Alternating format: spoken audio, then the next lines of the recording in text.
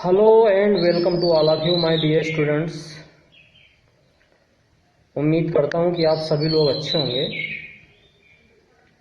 और पूरी डेडिकेशन के साथ आप लोग पढ़ाई कर रहे होंगे।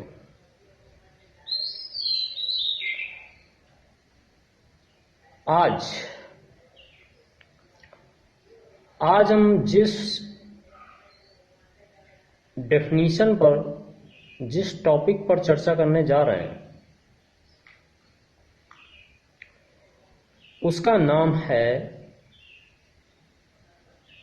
कर्तन प्रत्यास्था गुणांक।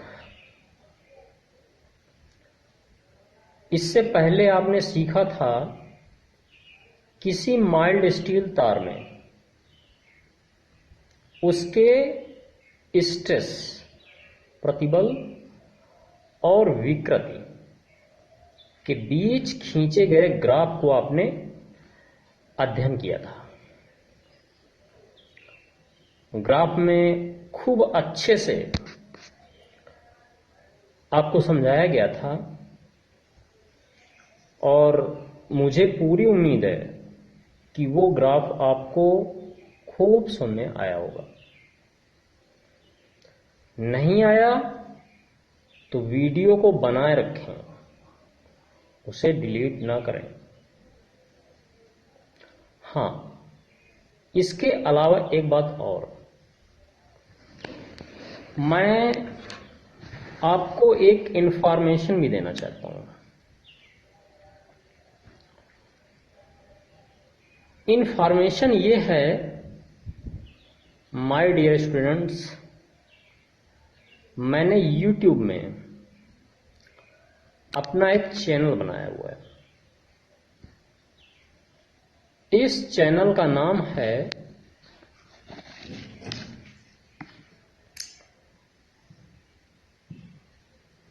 Conceptual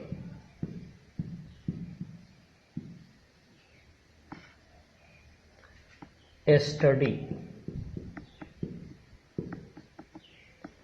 IQ। Conceptual study IQ, ये चैनल का नाम है। और जब आप YouTube में इसको डालेंगे तो बहुत सारे चैनलों के नाम खुल के आएंगे, तो आपको होगी प्रॉब्लम। तो इसके आगे ये तो डालें ही डालें, उसमें जब आप सर्च करें इसको तो ये तो डालें ही डालें, और साथ ही साथ इसमें ये भी जोड़ दें, मेरा नाम बाई अजीत सिंह, ये और जोड़ें। इसको देख लीजिए आप, conceptual study IQ by Ajit Singh, ये डालें। जैसे ही आप डालेंगे और थोड़ा सा नीचे जाएंगे, आपको मेरा चैनल दिख जाएगा। मेरे चैनल को आप लोग सब्सक्राइब करें और बेल आइकन भी दबाएं, क्योंकि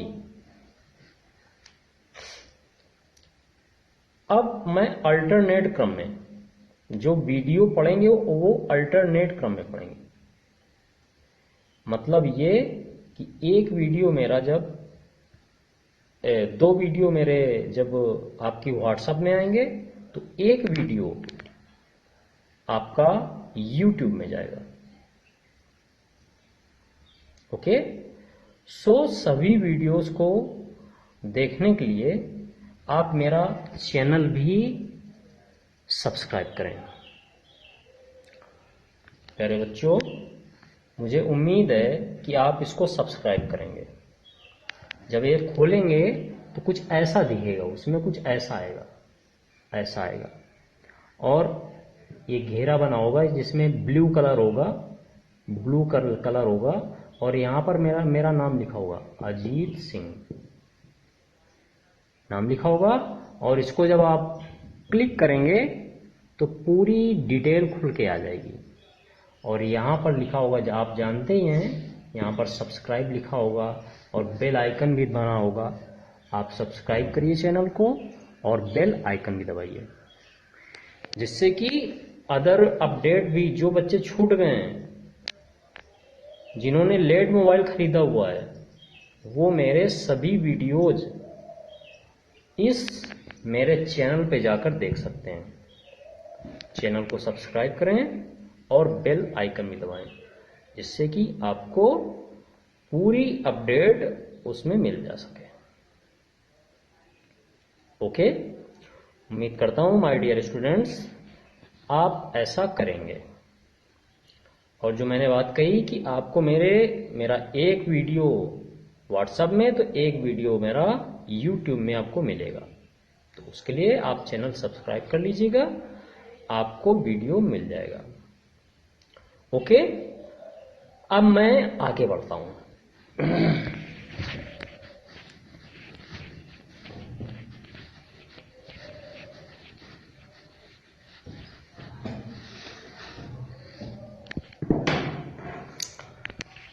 माय डियर स्टूडेंट्स, आज हम चर्चा करने जा रहे हैं कर्तन प्रत्यास्था गुणांक पर। तो किसी पिंड के लिए कर्तन प्रत्यास्था गुणांक क्या होता है? प्रत्यास्थता की सीमा के अंतर्गत, प्रत्यास्था की सीमा के अंतर्गत किसी पिंड में लगने वाले कर्तन प्रतिबल और कर्तन विकृति के अनुपात को कर्तन प्रत्यास्था गुणांक कहते हैं। मैंने तीनों ही प्रत्यास्था गुणांक आपको समझाए, वो चाहे अनुदैर्ध्य प्रत्यास्था गुणांक अथवा यंग प्रत्यास्था गुणांक हो या कर्तन प्रत्यास्था गुणांक हो, मैंने सभी को डिफाइन किया हुआ है। बट आज इसका हम लोग करेंगे डेरिवेशन। उससे पहले एक चीज और, डियर स्टूडेंट्स, मुझे कुछ ऐसा लगता है कि आपको कर्तन विकृति में कोई प्रॉब्लम आ रही है, आप कर्तन विकृति को नहीं समझ पा रहे हैं। ये एक आपके लिए प्रॉब्लम उत्पन्न कर रहा है। What is the shear stress? तो शियर स्ट्रेस को मैंने इस प्रकार से समझाया था, यदि कोई पिंड है और उसके आकार को डिफोर्जन कर दिया जाए, तो इस प्रकार से यदि ऐसा है कि इसके आकार में तो परिवर्तन हो जाए, ओके, इसके आकार में परिवर्तन हो जाए या आकृति में परिवर्तन हो जाए, लेकिन इसका आयतन नहीं चेंज होना चाहिए, तो ये जो कंडीशन होगी, ये कर्तन विकृति की कंडीशन होगी। वहां पर जो विकृति उत्पन्न होगी वो कहलाएगी कर्तन विकृति। ओके, जैसे मान लो कि इस तरीके से यह एक, मान लो दिया हुआ है एज लाइक दिस, कोई रेक्टेंगल है, इस तरीके से आयत है। अब आयत में क्या किया जाए, कुछ ऐसा किया जाए कि इसका डिफोर्जन हो जाए, चेंज इस प्रकार से हो जाए कि मतलब इसका आकृति चेंज हो जाए, आकृति बदल जाए। जैसे मान लो, इसमें थोड़ा सा लिख के समझाता हूं थोड़ा सा। जैसे मान लो ये एज लाइक दिस, ऐसा है, ऐसा। अब क्या किया जाए कि इसको इस प्रकार से चेंज कर दिया जाए, ऐसे प्रकार से। तो अब यहां पर जो विकृति उत्पन्न होगी वो कहलाएगी कर्तन विकृति। यहां पर ये कर्तन विकृति हो गई। वाई? बिकॉज इसका आयतन चेंज नहीं हुआ, आयतन ना बदले, आयतन किसी भी कीमत पर नहीं बदलना चाहिए, और उसका आकार चेंज हो जाए, आकृति चेंज हो जाए, आकृति चेंज हो जाए, आयतन नहीं चेंज होना चाहिए। आयतन में चेंजमेंट नहीं होना चाहिए। तो वहां पर जो विकृति उत्पन्न होगी वो कहलाएगी कर्तन विकृति। ओके, अब कर्तन विकृति की परिभाषा हम क्या जानते हैं, कर्तन प्रत्यास्था गुणांक की परिभाषा क्या जानते हैं। उससे पहले हम अनुदैर्ध्य प्रत्यास्था गुणांक की परिभाषा क्या जानते हैं। प्रत्यास्थता की सीमा के अंतर्गत या लघु विकृतियों के अंतर्गत किसी पिंड में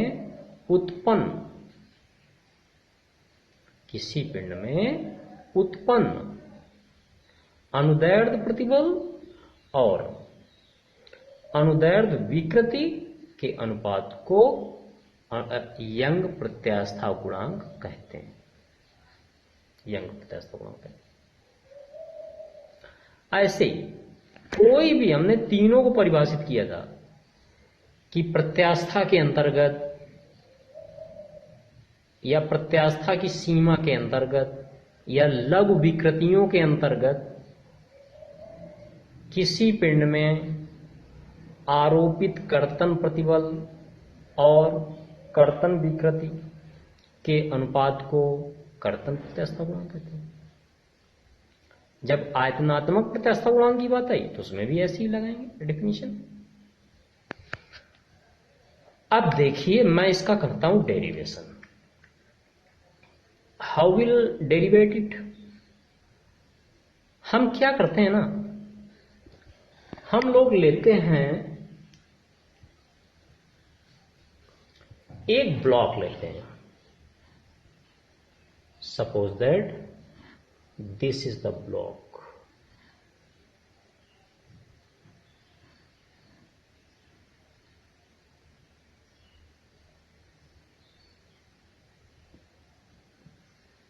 This is the block as like this.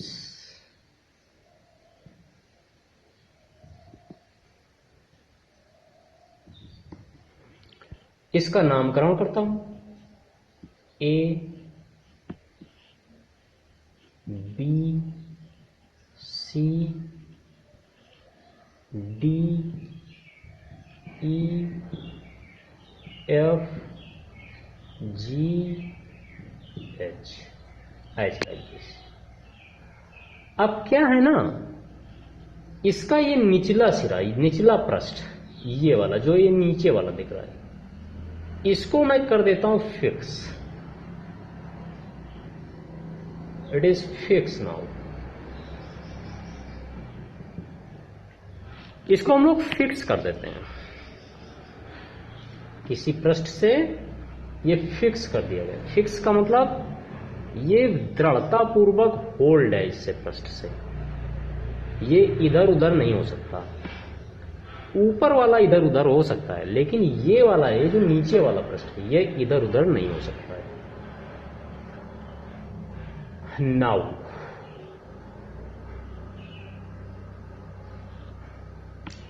फिर क्या करते हैं,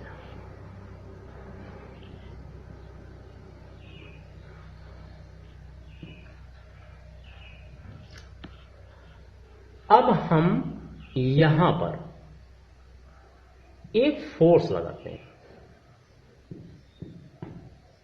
एक फोर्स लगाते हैं।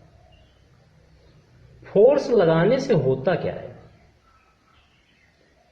इसका निचला सिरा ये तो फिक्स है, ये वाला फिक्स्ड है, ये चल नहीं सकता, इनमें किसी भी प्रकार का परिवर्तन नहीं हो सकता। परिवर्तन होगा किसमें, ये वाला जो ऊपरी वाला पृष्ठ है इसमें परिवर्तन होगा। और यहां पर ये फोर्स ऐसे लगा है, ढकेला जा रहा है। आप ऐसे समझें कि जब कभी कभी कोई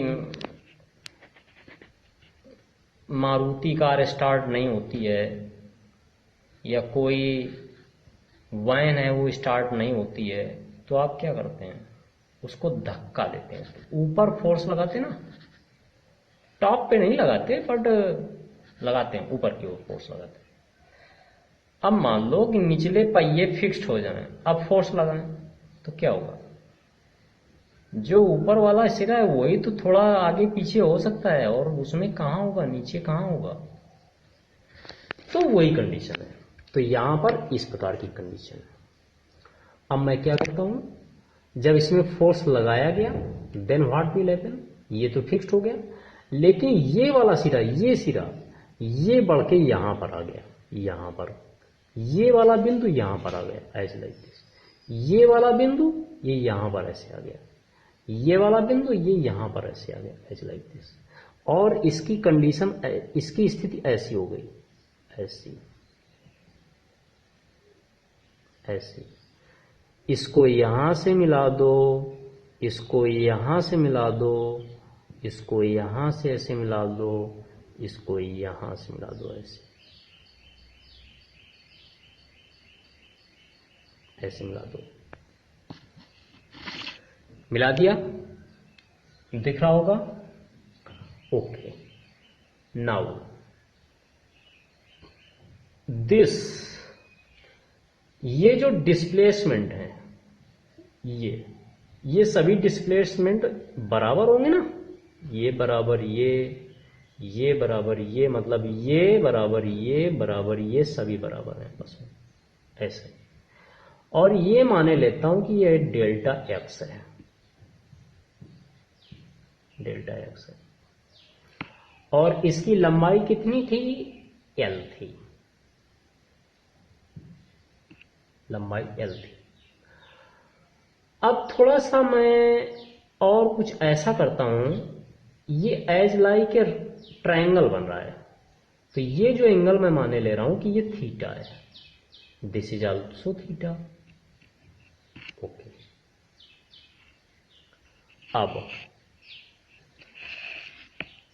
अब यहां पर जो कर्तन प्रत्यास्था गुणांक होगा वो क्या होगा, देखिए, कर्तन प्रत्यास्था गुणांक बराबर, अतः कर्तन प्रत्यास्थता गुणांक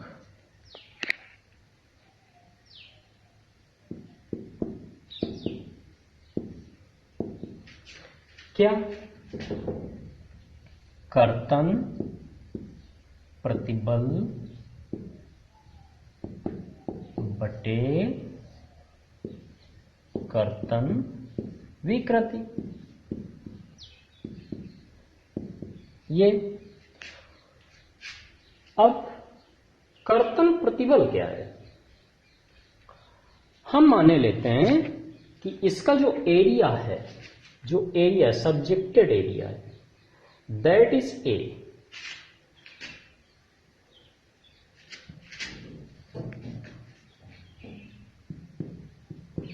कार्यरत क्षेत्रफल इज इक्वल टू ए, लगने वाला force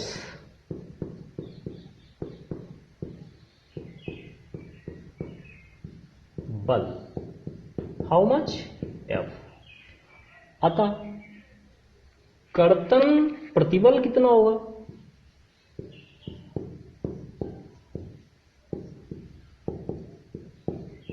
is equal to F upon A, as like this. कहीं कहीं पर कर्तन प्रतिबल को P से डिनोट करते हैं, जैसे यहां इंटरमीडिएट में जो कर्तन प्रतिबल को P से डिनोट किया, P बराबर F अपॉन A, ऐसे, as like this.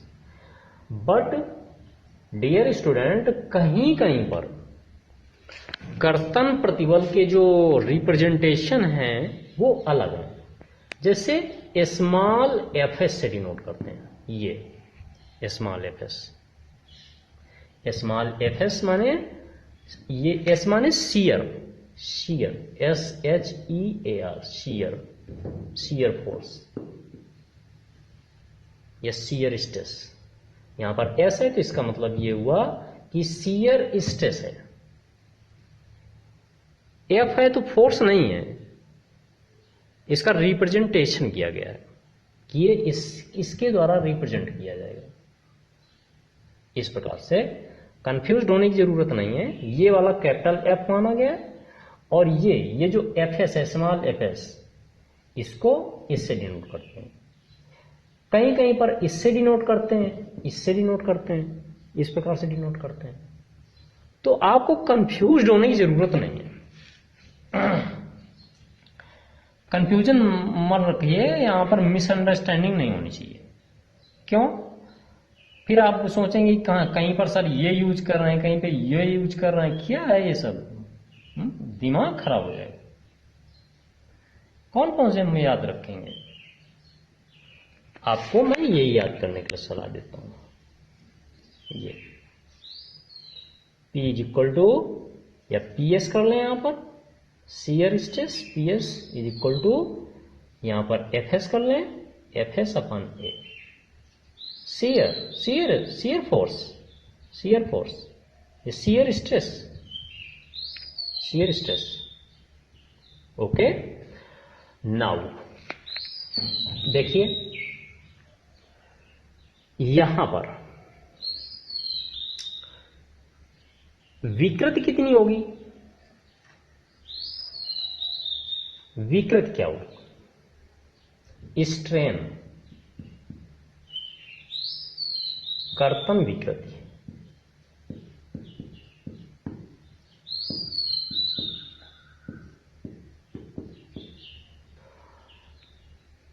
Dear students, यहां पर जो कर्तन विकृति है ये कुछ इस प्रकार से डिनोट की जाती है। जैसे यहां पर देखो, पहले ये पॉइंट यहां पर था और अब यहां पर हो गया। इसको डाल देता हूं मैं H डैश और इसको G डैश कर देता हूं, इसको C डैश कर देता हूं और इसको D डैश कर देता हूं, ऐसा। तो देखो इतना परिवर्तन आया है, इतना परिवर्तन आया। अच्छा, किसके रेस्पेक्ट में? इसके रेस्पेक्ट में, इसके रेस्पेक्ट में, इसके सापेक्ष में इतना परिवर्तन हो रहा है, ये 30। तो यहां पर अब कर्तन विकृति जो होगी वो डेल्टा एक्स होगी, डेल्टा एक्स अपान ये डेल्टा एल, सॉरी ये एल, दिस, इस रूप में विकृति आएगी। डेल्टा एक्स ये परिवर्तन अपान ये इनिशियल स्टेज, ये। और यदि आप थोड़ा सा ध्यान से देखें इसको, तो यहां पर क्या है ना, जो विकृति है वो एक प्रकार से कोण है, इसके कोण में चेंजमेंट है, इसके कोणीय चेंजमेंट है यहां पर। मतलब हम इसको क्या लिख सकते हैं? यदि हम इसको जितना कोण ये है उतना ये भी है, तो हम चाहे इस त्रिभुज को ले लें, इसको ले लें, चाहे इसको ले लें। मतलब त्रिभुज एफ जी जी डैश में, एफ जी जी डैश में क्या tan थीटा बराबर tan थीटा लंब डेल एक्स बटे आधार ये एल, ये एल हुआ। अब चूंकि यहां पर जो ये एंगल है, ये वाला एंगल, ये थीटा एंगल जो होता है ये बहुत छोटा होता है। तो थीटा एंगल होता है उसका मान बहुत छोटा होता है, जिसके कारण हम tan को छोड़ देते हैं। आपके पूरी फिजिक्स में बहुत सारे ऐसे केस आएंगे, बहुत सारे केसेस ऐसे आएंगे जहां पर tan का मान छोटा होगा, थीटा का मान इतना छोटा होगा, इस साइन को छोड़ देंगे, tan को छोड़ देंगे, कभी कभी cot को छोड़ देते हैं, cos को तक छोड़ देते हैं, ये छोड़ दिए जाते हैं। क्यों? क्योंकि ये हमारी एजम्पशन होती है, एजम्पशन है।